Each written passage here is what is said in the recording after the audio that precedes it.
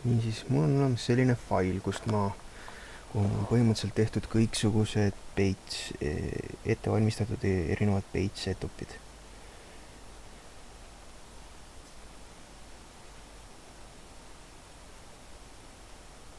Nagu siin näha on, et mul on siin, kui ma page setup manageri lahti võtan, mul on siin palju eelseadistusi tehtud just sellesse faili, kus mul siis olemas on ka need raamid,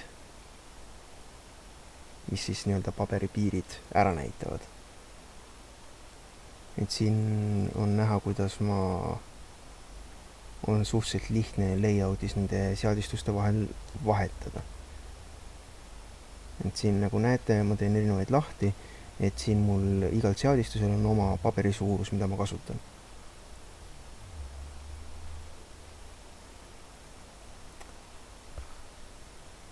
Nii, nüüd siis läheme uude tühja faili ja kopeerime vanast failist mõned raamjooned.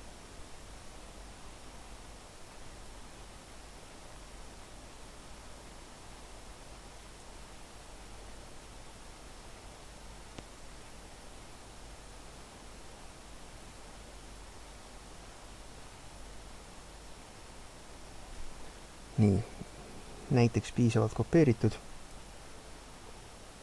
Vaatame suurused üle, et millised page setup meil mul vaja on.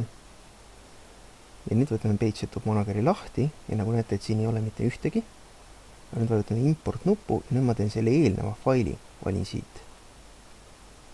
Vajutan OK ja siis mul tuleb valik ette, et milliseid page setupeid ma soovin siit kopeerida. Et siin ma siis võtan paar printeri oma ja mõned PDF-i omad. Nii, ja nüüd on mul need seadistused on mul nüüd laetud uude faili. Ma saan jälle samamoodi siin kergelt vahetada nende vahel. Nüüd põhimõtteliselt need regioonid ei pruugi väga täpselt kattuda, seetõttu siis ütleme see extents või siis layout, see tuleb nagu omal täpselt panna. Et extents või siis window.